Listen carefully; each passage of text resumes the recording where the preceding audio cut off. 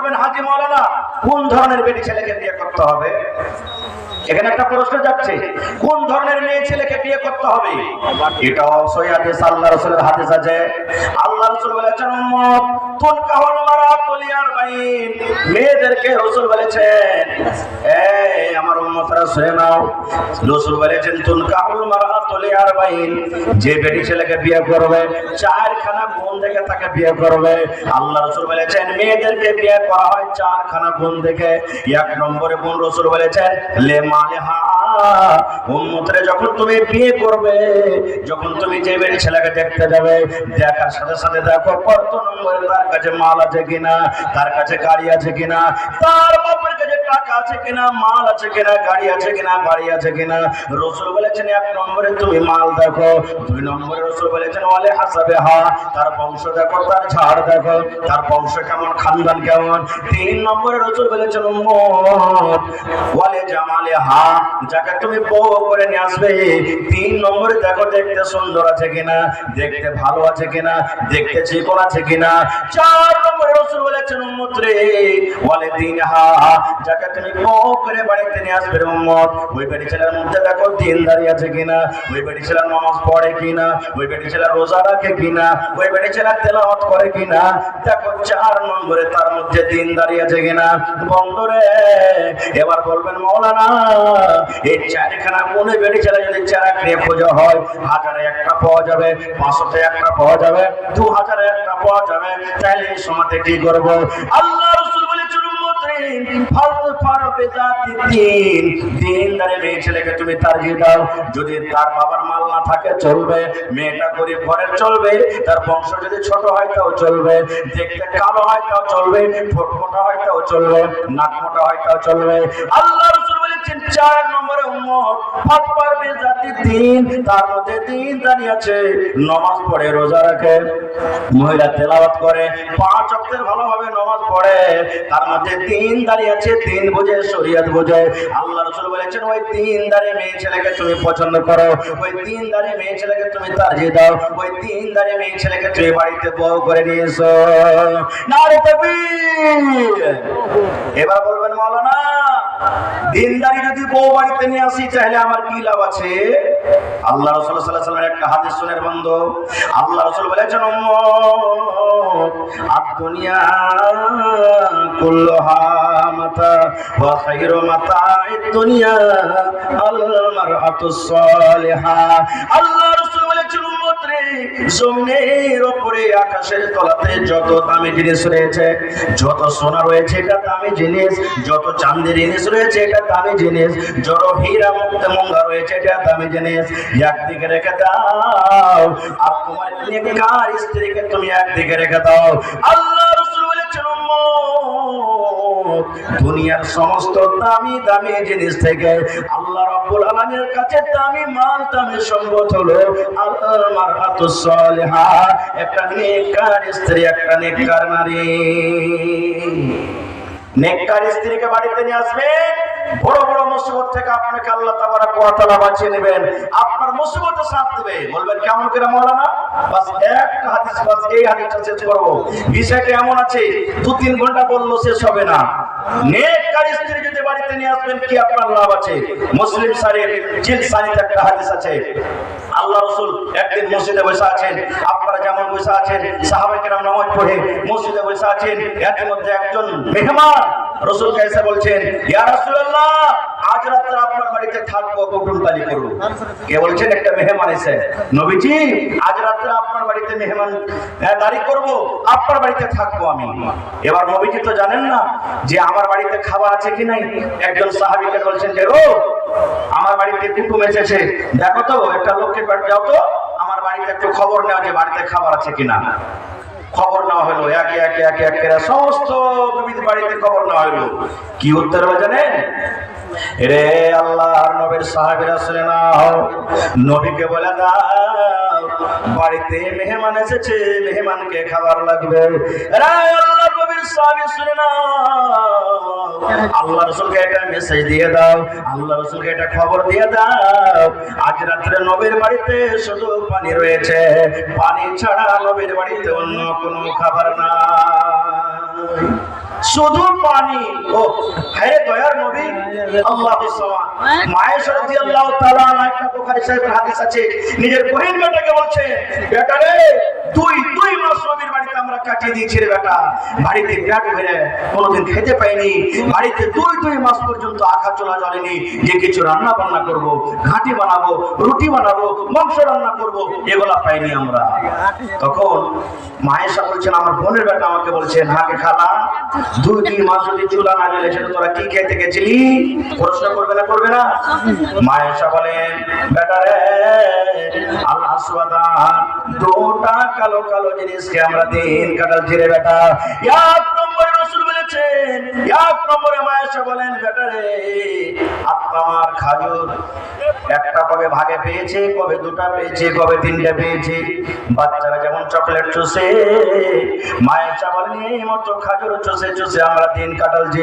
দুই নম্বরে আলমা পানি, ওপর থেকে 1 গ্লাস 2 গ্লাস পানি পান করে এই করে 2 মাস আমরা কাটিয়ে দিয়েছি। শুধু তা নয়, নবীর জন্য সাহাবায়ে কেরাম মাঝে মাঝে মাংস দিতেন, কেউ দুধ দিয়ে দিতেন, কেউ রুটি দিতেন, কেউ ঘাটে দিতেন। নবী একা খেতেন না, গোলাম আদর করে দিতেন। এই করে খেয়ে আমরা দিন কাটালছি। ওরে আল্লাহ, সমস্ত বিবিদের বাড়ি থেকে একটা উত্তরে নাও, ও আল্লাহ নবীর সাহাবী, নবীকে বলে দাও আজ রাতে নবীর বাড়িতে শুধু পানি আছে, পানি ছাড়া অন্য কোনো খাবার নাই। রাহমাতুল লিল আলামিন আল্লাহ তাবারাক ওয়া তাআলা যাকে বলেছেন, সেই নবীর বাড়িতে শুধু পানি। খবর দিয়ে দিলেন নবীকে। আপনারা যেমন বসে আছেন, সাহাবায়ে কেরাম বসে আছেন, নবীজি সাহাবীদেরকে বলছেন, ও আমার সাহাবীরা তোমরা খবর পেলে আমার বাড়িতে শুধু আজকে পানি ছাড়া অন্য কোনো খাবার নাই। আর আজ রাতে আমার বাড়িতে মেহমান, বাবারে মেহমানকে খেতে দেব, আমার বাড়িতে এরকম কিছু নাই। তো বলো তো তোমাদের মধ্যে কে এমন আছো আজ রাতে আমার মেহমানটার ইজ্জত সম্মান করবে? যদি কেউ এই কাজটা করতে পারো, আল্লাহ তার উপরে রহম করবেন, দয়া করবেন। নবীজি দোয়া দিয়ে দিলেন। আচ্ছা বলেন তো, যতটি এখানে পুরাতন বাপজিরা বসে আছেন, 50 বছর 40 বছর বয়সের আগেকার যত লোক বসে আছেন, এমনও দিন গেছে, হপ্তা গেছে যে হয়তো হপ্তাতে একদিন দুদিনই কিছু অল্প করে খেতে পেয়েছেন, এরকম দিন গেছে না যায়নি? হানা বলেন হ্যাঁ, কতদিন না খেতে গেছেন, এরকম দিন গেছে না যায়নি? এখন একটা বাচ্চাতে যতদিন নষ্ট করছে, তখন একটা পরিবার মিলে খেতে পাইনি। 1400 বছর আগেকার খবর কেমন হতে পারে বুঝেন? সব সাহাবীরা বসে আছেন, সাহাবীদের মধ্যে একজন সাহাবী যার নাম হলো আবু তালহা রাদিয়াল্লাহু তাআলা আনহু। সে সাহাবী বলছেন, হুজুর আপনার মেহমানটা আমাকে দেন, আমি বাড়িতে নিয়ে যাব। কিন্তু আবু তালহাও জানে না যে আমার বাড়িতে খাবার আছে কিনা। নবীজি তাকে দিয়ে দিলেন মেহমানকে, বাড়ি নিয়ে চলে গেলেন, বসতে দিলেন। বাড়িতে ঢুকলেন আবু তালহা, তার স্ত্রীর নাম হলো রুমাইসা। একটা হাদিস আছে রুমাইসা, কিন্তু আসল নাম হলো বিবি রুমাইসা। বিবিকে বলছেন, বিবি রে আমি তোমার স্বামী আবু তালহা। বলে, বিবি রে আল্লাহ নবীর বাড়িতে মেহমান, কিন্তু নবীর বাড়িতে আজকে শুধু পানি আছে রে বিবি, কোনো খাবার নাই। তাই নবীজি এলান করলেন, ও আমার সাহাবের দল, আজ রাত্রে যদি তোমরা কেউ আমার মেহমানের ইজ্জত সম্মান করো, আল্লাহ রাব্বুল আলামিন তার উপরে রহম করবেন, দয়া করবেন। এই দোয়াটা নেওয়ার জন্য বিবিরে নবীর মেহমানকে বাড়িতে এনেছি। মেহমান দেখো বসে আছে, মেহমানকে খেতে লাগবে। বলো বিবিরে বাড়িতে কি খাবার আছে, মেহমানকে খেতে লাগবে। এবারে রমেশা বলছেন, স্বামী গো বাড়িতে মাত্র একটা লোকের সমান খাওয়া আছে গো স্বামী। আবু তালহার একটা বাচ্চা ছিল, 5-7 বছরকার বাচ্চা, যার নাম হলো উমাইর। দেখবেন মায়েরা খালারা যদি বাড়িতে একটা ভাগে বিস্কিট পায়, একটা যদি চকলেট পায়, যদি ওর একটা বাচ্চা থাকে, ওই মা চকলেট খাবে না, বিস্কুট খাবে না, তার বাচ্চা যদি ঘুমিয়ে থাকে, ওই বাচ্চাটার জন্য লুকিয়ে রাখবে। ওই ছেলেটা যখন মা মা বলে ডাকবে, মা কিছু দাও, ছেলেটাকে দিয়ে বলে লুকিয়ে রাখবে। এই মতো রমেশা বলছেন, স্বামী গো আমার বাচ্চাটা যে ঘুমিয়ে আছে, সেই বাচ্চাটাকে খেতে লাগবে। ঘুম থেকে উঠে মা মা বলে ডাকবে, মা খেতে দাও। এরকম ভাবে তাকে কিছু খেতে লাগবে। এই খেতে দেওয়ার জন্য অল্প কিছু খানা কিংবা খাজুর আছে, একটা লোক যদি খায় পেট ভরবে, আর সাথে সাথে যদি আপনিও তার বসে যান, কিন্তু পেট ভরবে না। একটা লোকের খানা দুজন খেলে পেট ভরবে না, মানে ভরবে না খুব। আবু তালহা রাদিয়াল্লাহু তাআলা বলছেন আল্লাহ কি করব। আর ওই টাইমে মদিনাতে একটা নিয়ম ছিল, মেহমানের সাথে বাড়ির লোক যখন খেতে না বসবে তখন মেহমান কিন্তু খানা খাবে না। ভাবা চিন্তা করতে লাগলেন, রাত হয়ে গেল, আল্লাহ কি করব। এই করতে করতে আল্লাহ তাবারক ওয়া তাআলা তাকে বুদ্ধি দিয়েছেন। বিবিকে ডাকতে বলছেন, বিবি রে, একটা তোমাকে বাহানা করতে হবে রে বিবি, একটা তোমাকে ছলনা করতে হবে। এবার বলছেন, স্বামী গো কি করতে হবে বলেন, আমি তৈয়ার আছি। হায়রে নেককার স্ত্রী দেখেন, নেককার বিবির গুণ দেখেন, নেককার স্ত্রীর সিফাত দেখেন। এবার বলছেন, বিবি রে, আমরা যখন দুইজন খেতে বসবো তার আগে তুমি দাস্তারখানটা লাগাইয়া দাও, আর তুমি পানি টানি দিয়ে দাও, আর বাড়িতে অল্প যে খাজুর কিংবা খানা আছে তুমি খানাটা লাগিয়ে দাও। আর বাড়িতে যে চারাক আছে বিবি রে, ওই চারাকের ফিতে পলি থেকে তুমি ছোট্ট করে দাও, চারাক যেন টিম টিম টিম টিম করে জ্বলে, চারাকে যেন আলো না হয়।